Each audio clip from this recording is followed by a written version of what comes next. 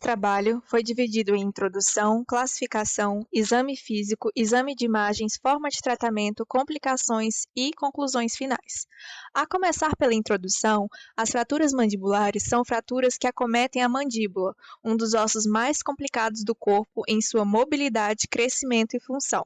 Além disso, dentes, articulações e rede muscular responsáveis pela respiração, fala, deglutição e expressão facial são também acometidos.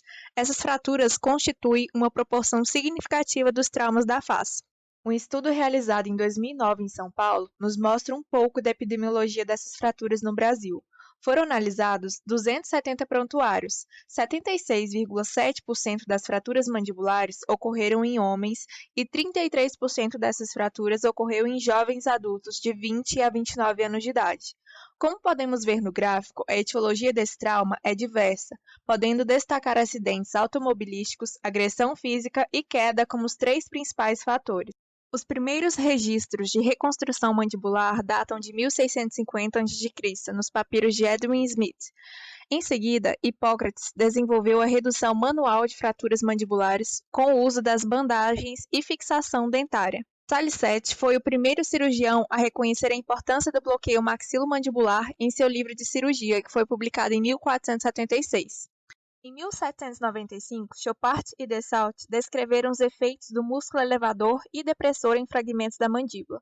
Chopart também foi o primeiro a usar próteses dentárias na tentativa de imobilizar os segmentos da fratura mandibular.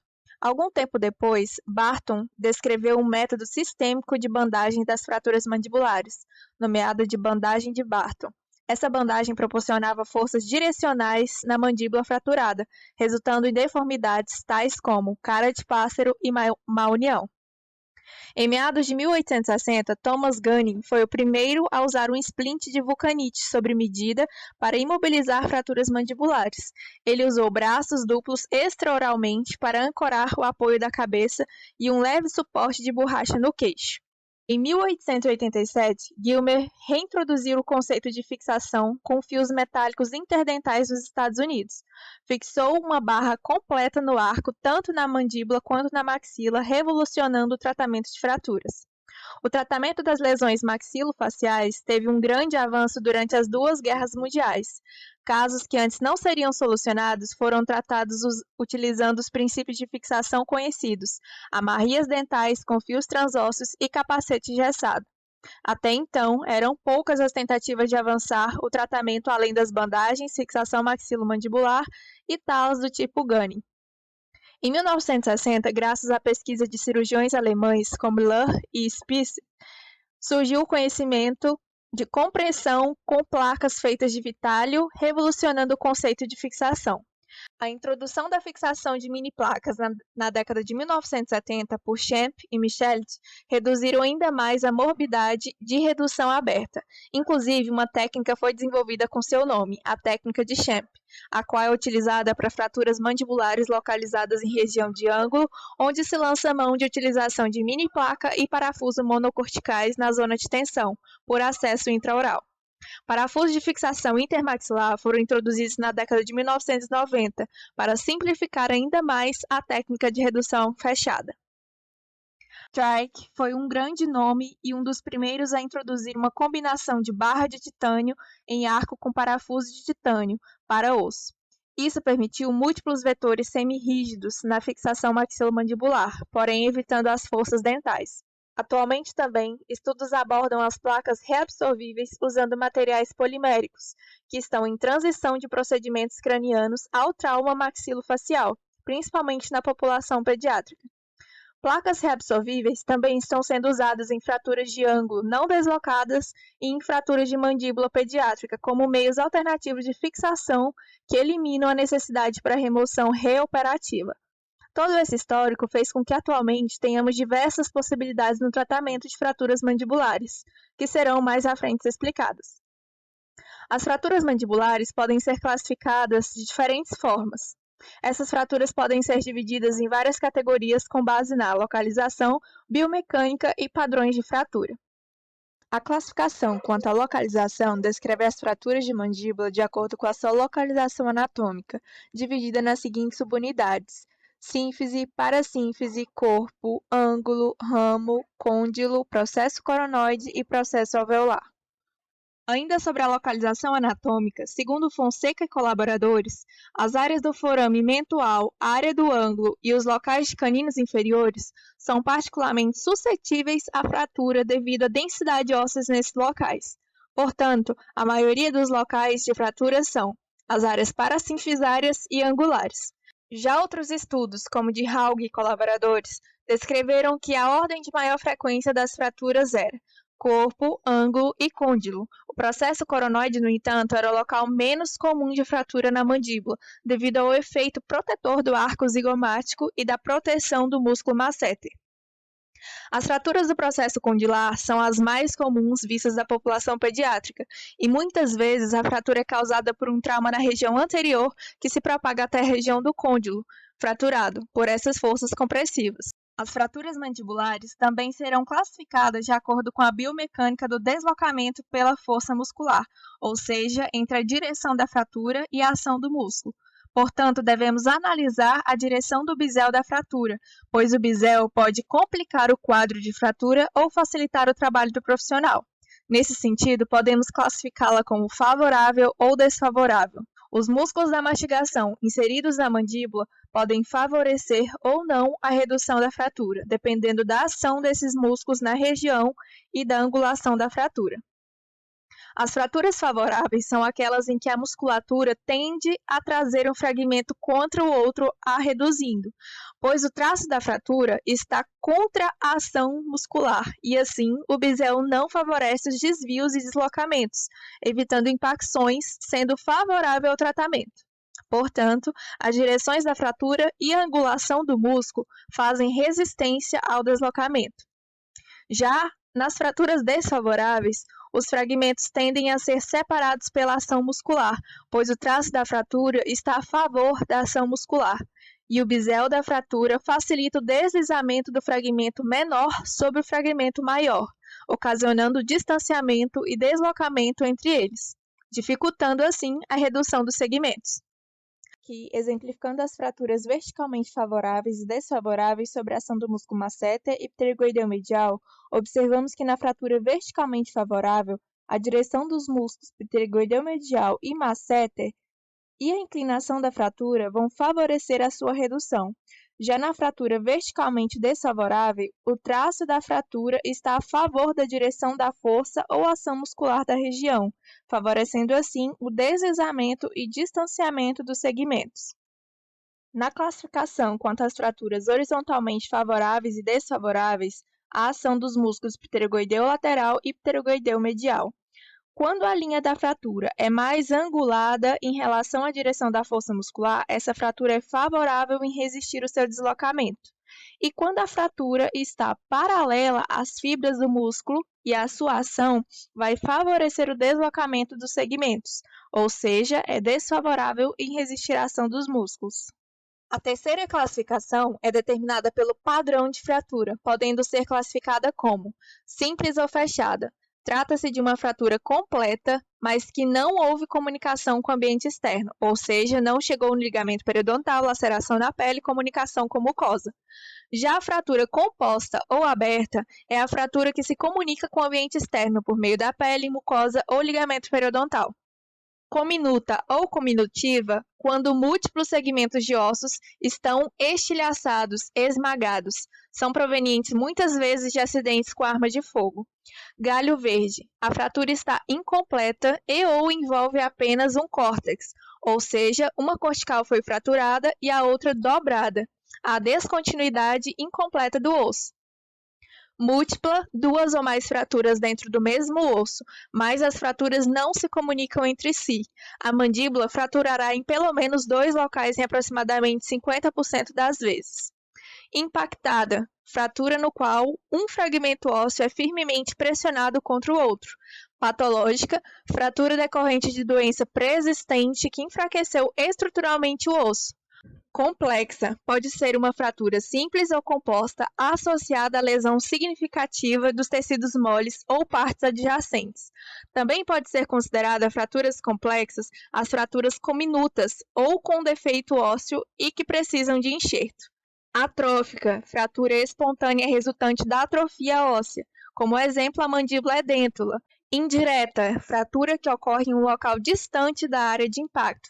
Por exemplo, as fraturas clássicas envolvendo colos condilares bilaterais e a sínfise.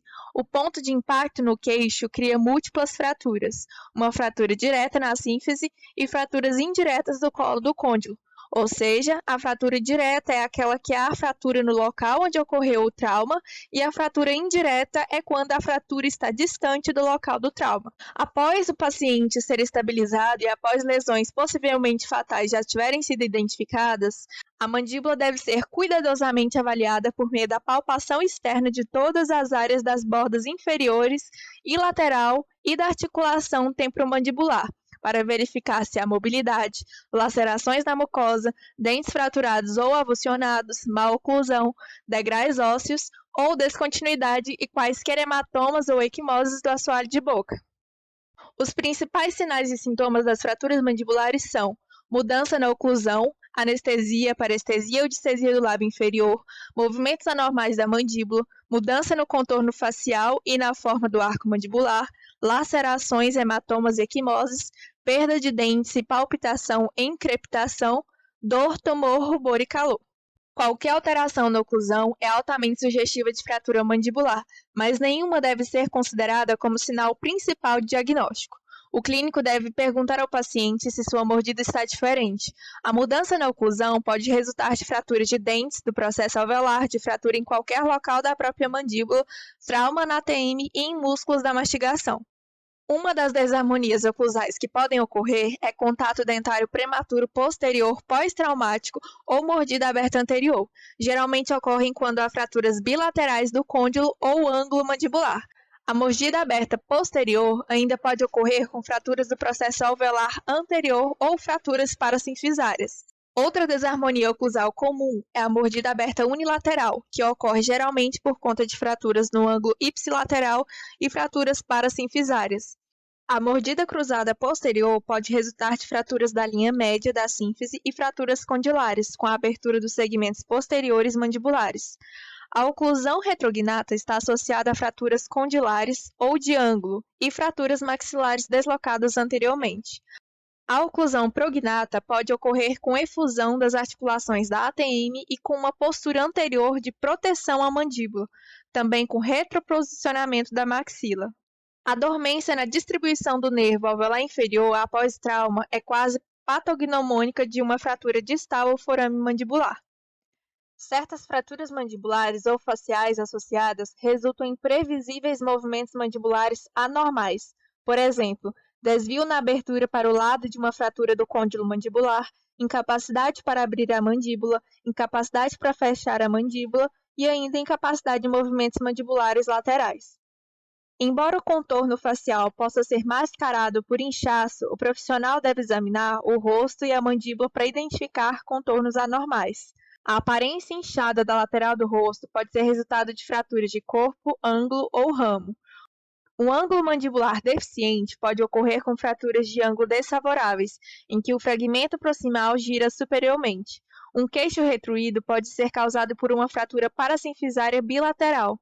A aparência de uma face alongada pode ser o resultado de fratura bilateral subcondilar, do ângulo ou do corpo, permitindo que a mandíbula anterior seja deslocada para baixo. A assimetria facial deve alertar o clínico para a possibilidade de uma fratura mandibular. O mesmo vale para a forma do arco mandibular. Se houver um desvio em relação à curva normal, em forma de U da mandíbula, a fratura deverá ser suspeitada. Trauma significativo suficiente para causar a perda de continuidade da pele ou mucosa ou sangramento subcutâneo submucoso pode resultar em trauma da mandíbula subjacente. Lacerações devem ser cuidadosamente inspecionadas antes da sutura. A direção e o tipo de fratura podem ser visualizadas diretamente através da laceração, possibilitando assim o clínico obter informações de diagnóstico impossíveis de determinar clínica ou radiograficamente. O sinal diagnóstico de equimose no assoalho bucal indica uma fratura do corpo mandibular ou da sínfise, e hematomas podem indicar fraturas mandibulares bilaterais. Um exame completo dos dentes e do osso de suporte pode ajudar a diagnosticar fraturas de processo alveolar, corpo e sínfise. Uma força suficientemente forte para soltar os dentes pode fraturar o osso subjacente. Vários dentes fraturados que estão firmes indicam que a mandíbula foi cerrada durante um insulto traumático, diminuindo assim o efeito sobre o osso, podendo ainda criar sinais de palpitação e crepitação, ou seja, um ruído causado pelo atrito entre as partes do osso fraturado. Dor, inchaço, vermelhidão e calor localizado têm sido observados como sinais de inflamação desde o tempo dos gregos antigos. Todas essas descobertas são excelentes sinais primários de trauma e podem aumentar muito o índice de suspeita para fratura mandibular.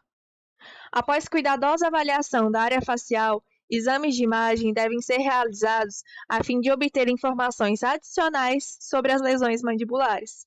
O objetivo dos exames de imagem deve ser o de confirmar a suspeita do diagnóstico clínico, obter informações que podem não ser claras no exame clínico, determinar com maior precisão o local e a extensão da lesão e são meios de documentação. O exame radiográfico na face dependerá dos achados clínicos e da lesão suspeitada. Normalmente não se justificam exames radiográficos aleatórios ou excessivos.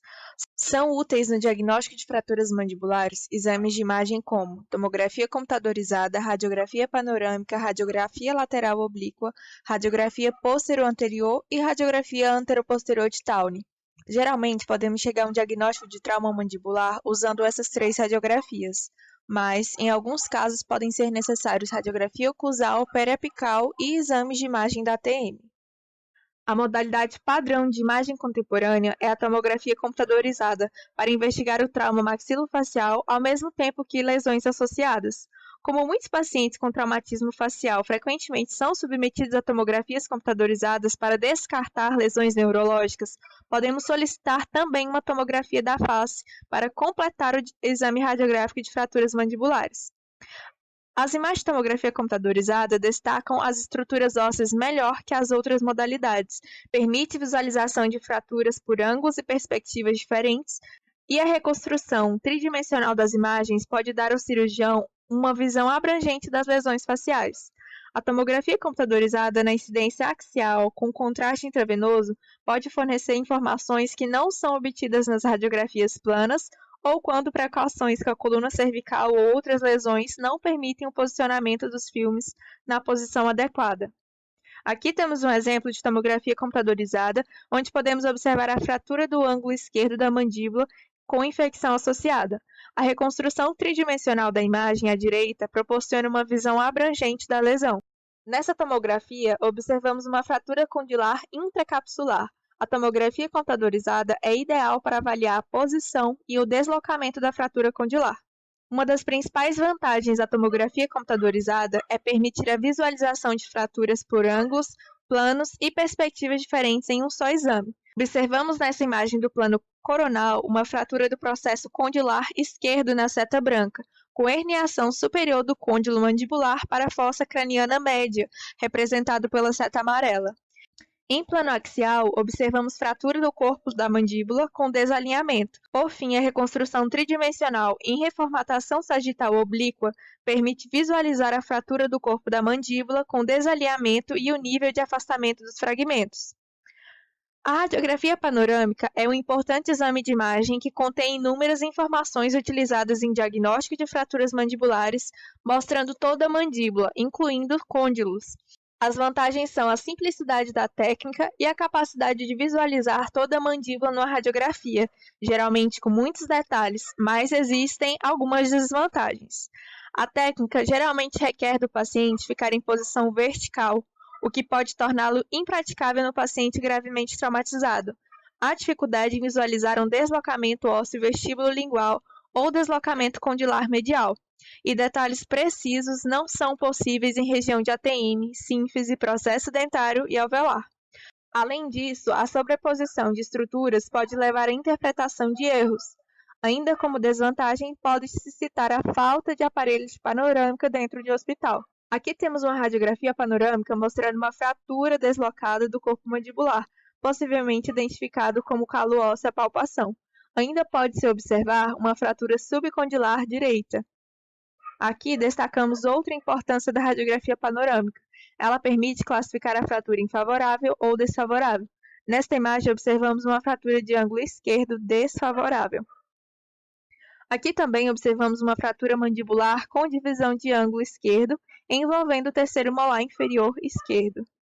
Por fim, temos um exemplo de fratura de mandíbula atrófica bilateral.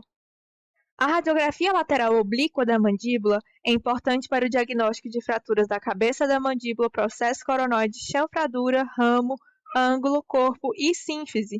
A técnica é simples e pode ser feita em qualquer serviço de radiologia. Nesta imagem, podemos observar uma radiografia lateral oblíqua com fratura na área do ângulo esquerdo.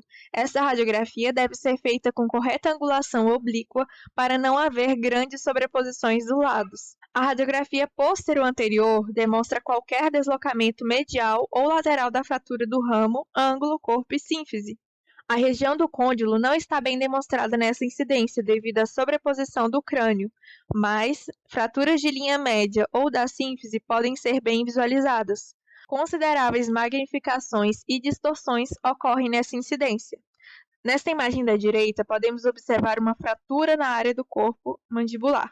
A radiografia de Townes tem menos sobreposições da base do crânio e é ideal para mostrar o deslocamento de côndilos. Nesta imagem, podemos ver um deslocamento da fratura condilar apontado pela seta. Feita toda a avaliação secundária, devemos pensar nas possíveis formas de tratamento para cada tipo de fratura.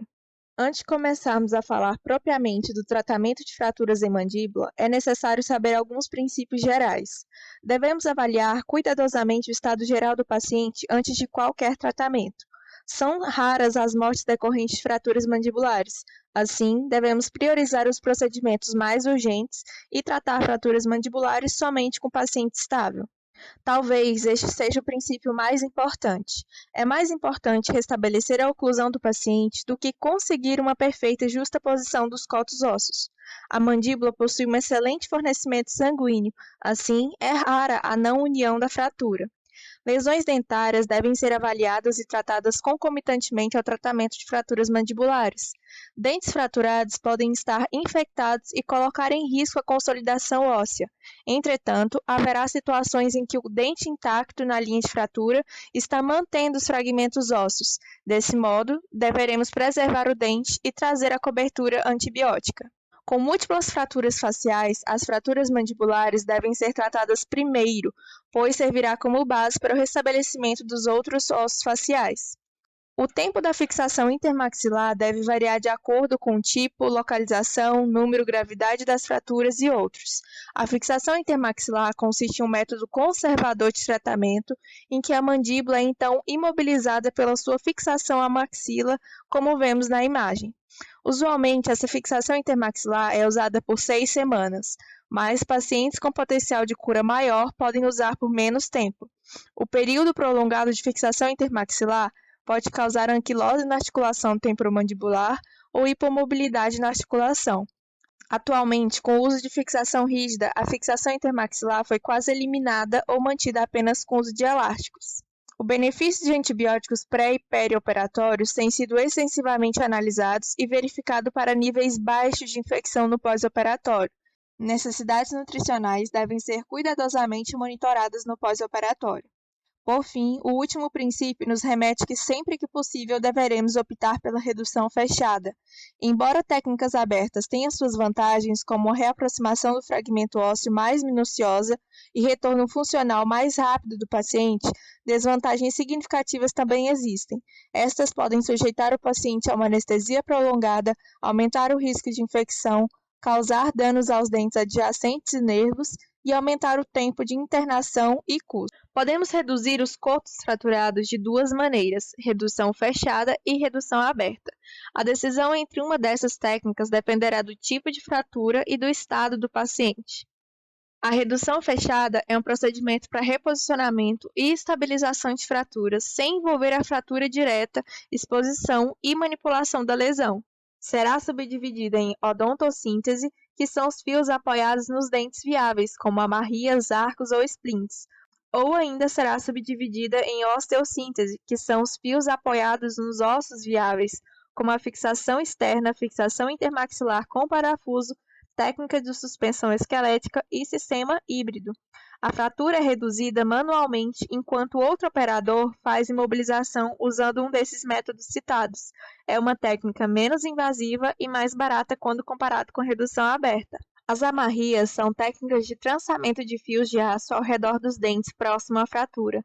Essas amarrias podem ser feitas de várias formas e cada uma delas recebe o nome de seu criador. É uma técnica simples e pouco invasiva, podem ser horizontais ou ainda verticais. As verticais estabelecem o bloqueio intermaxilar. A odontossíntese do tipo arco vestibular mais utilizada é o arco de Ehrlich. O arco maxilar e mandibular de Ehrlich é medido geralmente da distal do primeiro molar à distal do primeiro molar oposto. Em seguida, será feita uma amarria circundental em todos os dentes para proporcionar fixação maxilomandibular. A grande desvantagem dessa técnica é a demora e o risco de perfuração do operador ou paciente durante a colocação do arco, aumentando o risco de acidente pérfuro-cortante. Outra desvantagem são as dificuldades de higienização, dano ao periodonto subjacente e extrusão dentária não intencional em virtude da colocação do fio abaixo do equador protético. Apesar do advento da fixação rígida, a fixação intermaxilar é um dos procedimentos cirúrgicos ainda muito utilizados nos dias de hoje. Podemos fazer com amarrias ou com arcos vestibulares.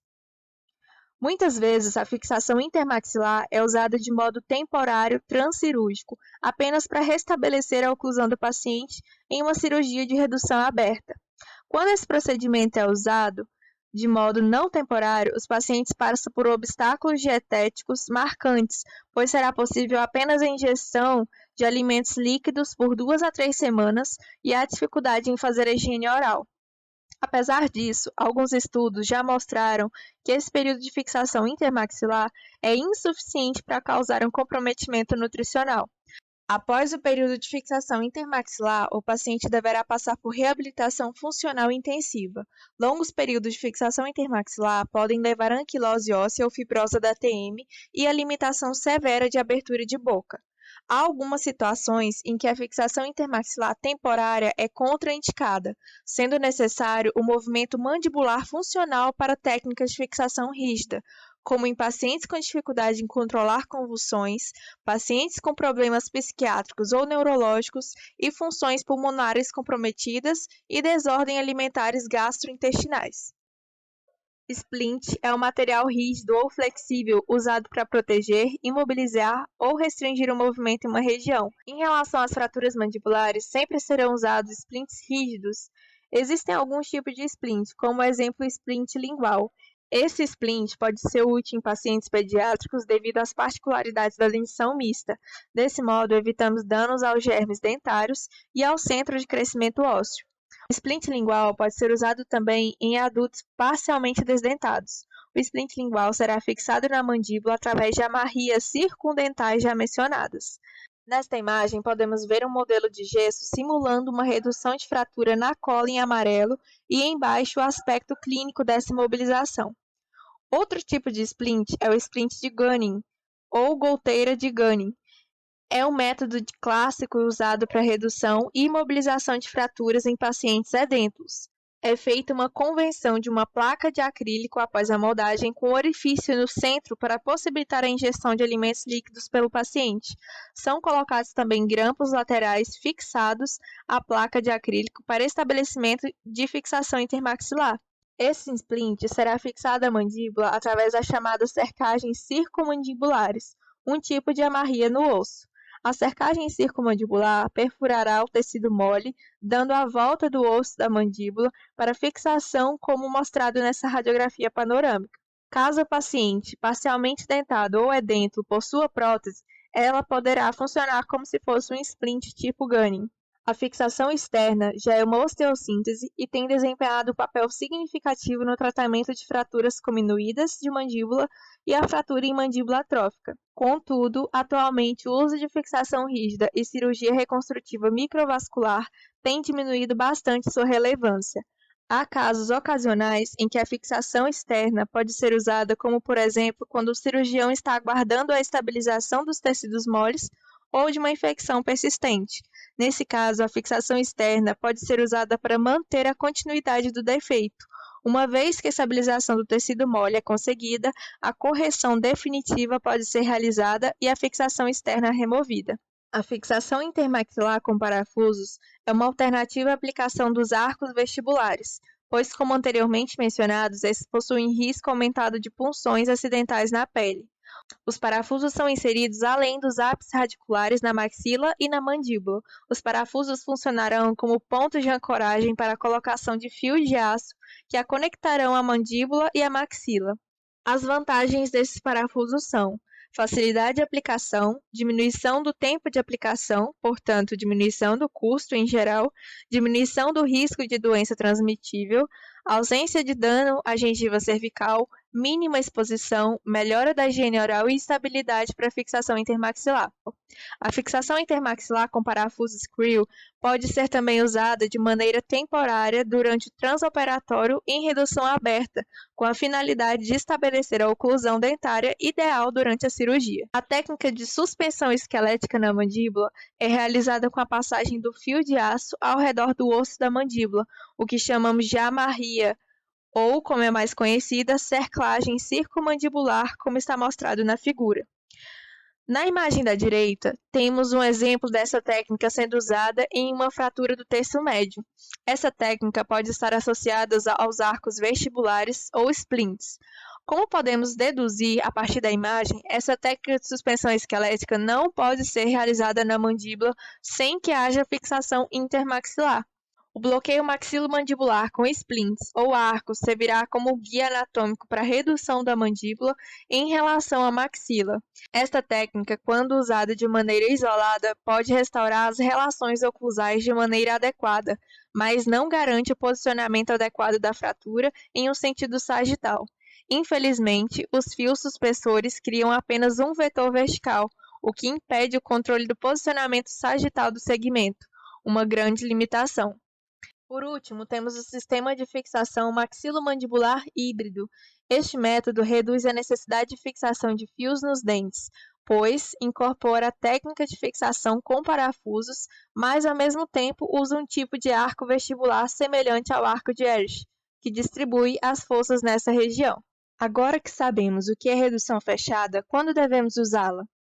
Quando possível, sempre devemos optar pelos meios mais simples de reduzir e fixar fraturas. Devido ao excelente fornecimento sanguíneo da região, pequenos fragmentos ósseos irão se unir e consolidar se o periósteo associado não for lesionado, o que aconteceria na redução aberta. O reparo da fratura é algo dependente da superfície dos tecidos moles e do fornecimento vascular. Fios, parafusos e placas podem diminuir a possibilidade de sucesso na união óssea, pelo rompimento da superfície do tecido mole. Mandíbulas edêntulas e atróficas possuem comprometimento vascular. Esse comprometimento é decorrente da diminuição do fornecimento sanguíneo da artéria alveolar inferior, com o aumento da idade. Assim, a mandíbula fica cada vez mais dependente do suprimento vascular vindo dos músculos e periósteo. Por esse motivo, evitamos a redução aberta e, consequentemente, o destacamento do periósteo. O manejo de fraturas mandibulares em crianças é desafiador, pois alguns métodos de redução fechada podem causar extrusão dos dentes da criança, tanto os descidos quanto os permanentes. E os métodos de redução aberta podem lesionar esses germes dentários. O tipo de fratura mais comum em criança é a fratura minimamente deslocada em galho verde, devido à flexibilidade óssea da mandíbula. A maior preocupação de fraturas mandibulares em crianças são as fraturas ao centro de crescimento condilar. Isso pode resultar em atraso de crescimento da mandíbula e assimetria facial.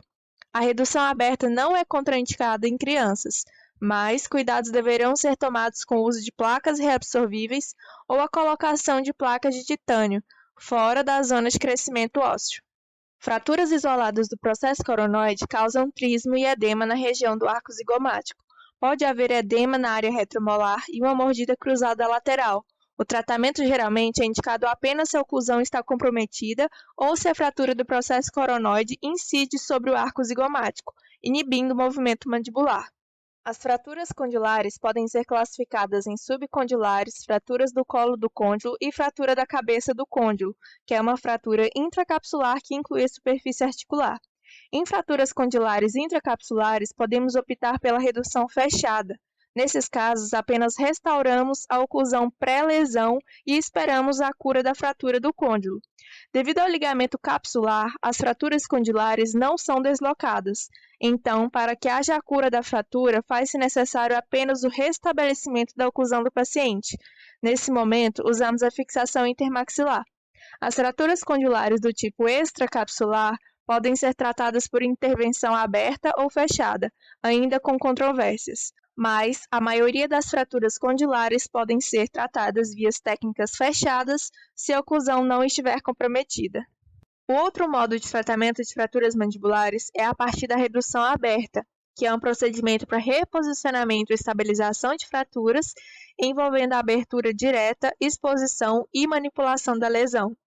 Este procedimento pode ser realizado de duas maneiras, através do acesso intraoral ou do acesso extraoral. A maioria dos segmentos de fratura de mandíbula pode ser acessados através da abordagem oral. O acesso circunvestibular, embora limitado em algumas regiões como o ângulo e ramo da mandíbula, permite a abordagem relativamente segura para toda a superfície da mandíbula de côndilo à sínfise. O maior benefício para o paciente é que a cicatriz fica oculta dentro da boca. As complicações da técnica incluem lesão ao nervo mental, mau posicionamento do lábio após sutura. Quando há aumento da gravidade ou deslocamento de uma fratura, podemos abordar a fratura de modo extrabucal. Dentro dessa abordagem teremos o acesso submandibular ou acesso de Risdon é um dos acessos mais úteis de abordagem em fraturas de ramo e região posterior do corpo da mandíbula, mas pode ser usado em outras abordagens, até mesmo em fraturas de côndilo. A abordagem retromandibular expõe o ramo e a borda posterior da mandíbula, assim como a região subcondilar, sendo útil, portanto, para os processos que envolvem a área do processo condilar e ramo. A abordagem pré-auricular pode ser usada para acesso e tratamento das fraturas em côndilo, assim como nas afecções da articulação temporomandibular. Por fim, a abordagem endaural consiste em um dos acessos de escolha para o tratamento de problemas na articulação temporomandibular. Após a realização do acesso, vamos fazer a escolha do tipo de fixação que usaremos. Contudo, antes disso, é necessário saber que existem duas filosofias principais sobre as técnicas de fixação. Uma da escola suíça e outra da escola francesa. Essas duas escolas discursam sobre as zonas de tração e compressão que existem na mandíbula. De forma resumida, as diferentes regiões da mandíbula são submetidas às forças de diferentes magnitudes e direções. As fraturas de ângulo da mandíbula, submetidas à maioria das situações funcionais, tendem a abrir a borda superior, chamada de zona de tração, e comprimir na borda inferior, chamada de zona de compressão. Essas zonas tendem a se misturar em fraturas muito anteriores à mandíbula, regiões de sínfise. Sabendo disso, a escola suíça defende um método de tratamento que visa obter imobilidade absoluta entre os cotos ósseos fraturados com a utilização de duas placas, uma na zona de tração e outra na zona de compressão. Isso com o objetivo de obter o controle das áreas de tração e compressão. A zona de tração ainda pode ser fixada com amarrias ou arcos vestibulares, ou seja, pode ser fixada com dispositivos junto aos dentes. Essa escola também foi responsável pela utilização de placas de compressão, as quais serão melhores abordadas mais à frente. A escola francesa Champ definiu as áreas ideais para a osteossíntese e demonstrou que era possível fazer a fixação de algumas fraturas mandibulares usando apenas uma placa na zona de tração. Essa escola é caracterizada pelo uso de placas menores, não compressivas, maleáveis e inseridas por acesso intraoral apenas na zona de tração das fraturas e de maneira monocortical. Para Champ, o uso de uma placa na zona de tração era suficiente para neutralizar as forças incidentes na fratura e obter cura adequada da lesão. A técnica de Champ com mini placa funciona extremamente bem para fraturas isoladas de ângulo de mandíbula e consiste em uma mini placa de 2 mm aplicada com parafusos monocorticais ao longo da borda superior. Como a resistência à tração, mesmo as placas metálicas finas funcionam adequadamente no ângulo para evitar a formação de uma abertura na borda superior quando submetida à função. Ambas as filosofias oferecem cura adequada para as fraturas. Os resultados de todo o estudo já executado em laboratório ou em computador têm mostrado que duas placas aplicadas a uma fratura são mais estáveis que uma, porém nunca houve qualquer evidência estatística significativa de estudos clínicos que comprovem que duas placas atuam melhor que uma. A estabilidade da fratura é apenas um fator na equação do tratamento, assim como a manutenção do suprimento sanguíneo, que também deve ser considerada na determinação das recomendações de tratamento. Então, a opção de usar uma ou outra filosofia vai depender da experiência do cirurgião, bem como da localização da fratura. Lembrando que em fraturas na região anterior da mandíbula, ambas as escolas são de acordo em usar duas placas, pois as zonas de compressão e tração se misturam nessa região. A redução aberta ainda pode ser subdividida em fixação rígida e fixação não rígida, ou seja, depois que decidimos o tratamento de filosofia de fixação que vamos seguir, devemos decidir se a fixação será rígida ou não rígida. A fixação rígida consiste em qualquer forma de fixação aplicada diretamente aos ossos que seja resistente o bastante para prevenir movimentação fragmentar ao longo da fratura na utilização ativa da estrutura óssea, como, por exemplo, os parafusos do tipo screw. A fixação não rígida é uma forma de fixação que não permite o uso ativo do osso e proporciona mobilidade fragmentária. O fio não consegue neutralizar as forças de torção e cisalhamento. Dessa forma, sempre deve estar apoiado a fixações adicionais, como, por exemplo, a fixação intermaxilar. Um exemplo de fixação não rígida são os fios transósseos. Por fim, podemos ter também a fixação funcionalmente rígida, que é um tipo de fixação não rígida, mas que permite o uso ativo dos ossos, porém não o suficiente para inibir o movimento entre os cotos ósseos. Um exemplo dessa fixação é o uso de mini placas em fraturas de ângulo de mandíbula. Após escolher o tipo de fixação, rígida ou não rígida, vamos escolher dentro dessa categoria os dispositivos a serem usados na fixação propriamente dita. Esses dispositivos podem ser mini placas, são dispositivos usados em fraturas simples e lineares, pois não são muito resistentes às forças externas. Usaremos esse dispositivo quando possuirmos uma boa qualidade óssea. Esse dispositivo é classificado como sendo do tipo Lurt-Sharing, ou seja, são dispositivos que compartilham a carga com o osso. Parafusos leg screw. Esses são dispositivos também do tipo Lurt-Sharing, idealmente usados em fraturas de sínfise ou fraturas oblíquas no corpo ou ângulo da mandíbula. São parafusos longos usados para transfixar uma fratura de um lado a outro e comprimir os fragmentos ósseos. Placas de reconstrução são usadas quando possuímos uma baixa qualidade de tecido ósseo, exemplo, fraturas cominuídas ou mandíbula atrófica. Esta placa é um tipo de dispositivo chamado de fixação Lud-Bearing, que significa um dispositivo resistente e rígido o suficiente para suportar toda a carga aplicada à mandíbula durante as atividades funcionais. Placas de compressão são dispositivos do tipo Lud-Sharing e são capazes de comprimir as margens do osso fraturado, ajudando a aproximá-las e posicionando estabilidade adicional pelo aumento da conexão friccional entre elas. Placas locking e não locking. As placas do tipo locking possuem um tipo de rosca passiva e no parafuso um tipo de rosca ativa, que permite o parafuso se rosquear a placa. Sem isso, referente às placas não locking, o aperto dos parafusos tracionará os segmentos ósseos em direção à placa, o que resulta em alteração na posição dos segmentos e na relação oclusal, além de provocar reabsorção óssea por isquemia. As placas reabsorvíveis são utilizadas principalmente em pacientes pediátricos, capazes de proporcionar alguma rigidez para a redução de uma fratura de mandíbula sem a preocupação de ter que remover o hardware devido à translocação do mesmo. Podemos usar métodos não rígidos para a fixação de fraturas isoladas, pois as forças incidentes serão menos complexas. Fraturas duplas exigem maior atenção do cirurgião dentista. As indicações para redução aberta são frequentemente baseadas na anatomia da fratura em vez da gravidade da lesão ou da quantidade de deslocamento.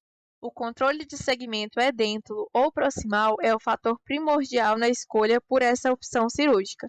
Dentre as indicações para redução aberta, temos fratura deslocada desfavorável pelo ângulo da mandíbula, fraturas deslocadas desfavoráveis na região do corpo ou parasinfisárias da mandíbula, múltiplas fraturas dos ossos faciais, fraturas condilares bilaterais deslocadas, fraturas de uma mandíbula edêntula com deslocamento grave de fragmento da fratura, maxila edêntula oposta a uma fratura mandibular, asa do tratamento e interposição do tecido mole entre fragmentos de fratura deslocados sem contato, má união e condições sistêmicas especiais. Por fim, podem ocorrer algumas complicações nas fraturas mandibulares. Os principais tipos de complicações em fraturas mandibulares são infecção, atraso na cicatrização e na união, alargamento facial, alcoolismo, abuso de substâncias e imunossupressão e distúrbios do nervo. A infecção pós-operatória é a complicação mais comum relacionada ao tratamento de fraturas mandibulares. Existem alguns fatores que podem influenciar a incidência de infecção no tratamento dessas fraturas, como elementos dentários próximos à linha de fratura, tratamento por meio de redução aberta e fixação interna, uso de antibióticos e as diferentes técnicas de fixação rígidas e sistemas. O atraso na cicatrização ou retardo na união é definido como a mobilidade local da fratura após 5 semanas de tratamento com fixação maxilomandibular. A não união é uma condição caracterizada pela ausência de consolidação óssea entre os cotos fraturados após um período de cicatrização de 6 a 8 semanas, também conhecida como pseudoartrose ou união fibrosa. A não união é identificada clinicamente por sintomatologia dolorosa, podendo estar associada a mobilidade atípica e má oclusão. Radiograficamente, nota-se a ausência de cicatrização óssea em estágios tardios, sinais de arredondamento das extremidades fraturadas. As causas mais comuns são redução ou imobilização inadequada, infecção, interposição de tecidos moles entre os cotos ósseos, dentes em traço de fratura, falta de cooperação do paciente e ainda abuso de álcool e ou drogas. O alargamento facial é uma condição que ocorre pela adaptação incorreta de fixação rígida e por aperto de fios em fixações maxilomandibulares. A maior prevalência dessa complicação ocorre em fraturas de sínfise associada a fraturas condilares e má dentição. O abuso de álcool e fraturas mandibulares estão intimamente relacionadas no que diz respeito à causa e ao aumento da incidência de complicações. A recuperação está comprometida em um alcoólico por causa da supressão de contagem de células T e uma resposta atrasada na migração celular, adesão e transdução de sinal. Além disso, o consumo crônico de álcool reduz a produção de proteínas, o que afeta negativamente a contagem de plaquetas e agressão, levando à hemostasia inadequada. A correlação entre o abuso de substâncias e complicações pós-cirúrgicas pode ser atribuída principalmente às alterações fisiológicas e ao comportamento do paciente. Quanto à imunossupressão e à queda de imunidade, gera aumento do risco de complicações, além do aumento da taxa de infecções por falha das respostas imunológicas. O nervo lesionado mais comumente associado a fraturas mandibulares é o nervo alveolar inferior e seus ramos, e o sinal proeminente do déficit do nervo alveolar inferior é a dormência, havendo outras alterações sensoriais no lábio inferior e queixo. Os déficits nervosos podem ser momentâneos, com perda sensorial e motora ou permanente. Como conclusões finais do trabalho, temos: todo o contexto histórico do manejo de fraturas mandibulares fez com que atualmente tenhamos diversas possibilidades no tratamento do trauma e técnicas mais resolutivas. As fraturas mandibulares podem ser classificadas quanto à localização, biomecânica e padrões de fratura. O exame físico é crucial para a verificação de mobilidade, lacerações da mucosa, dentes fraturados ou avulsionados, má oclusão, degraus ósseos ou descontinuidade e quaisquer hematomas ou equimose do assoalho de boca. Exames de imagem devem ser feitos para confirmar a suspeita do diagnóstico clínico, obter informações que possam não estar claras no exame clínico e para determinar com maior precisão o local e a extensão da lesão. O manejo da fratura de mandíbula é um procedimento complicado e em evolução com o objetivo de restaurar a forma e a função com a mobilização precoce e morbidade mínima. As opções de tratamento dependem de uma ampla gama de variáveis, fatores do paciente e recursos. No entanto, a previsibilidade da fixação e princípios de estabilização permitem resultados consistentemente excelentes. A infecção é a complicação mais comum no tratamento de fraturas mandibulares, podendo retardar a cicatrização ou a união. O uso excessivo do álcool ou outras substâncias corroboram com maiores complicações. Mais estudos são necessários sobre a incidência de danos permanentes nos nervos associados às fraturas mandibulares. Por fim, colocamos alguns casos clínicos do Distrito Federal para reflexão de diagnóstico radiográfico e tratamento.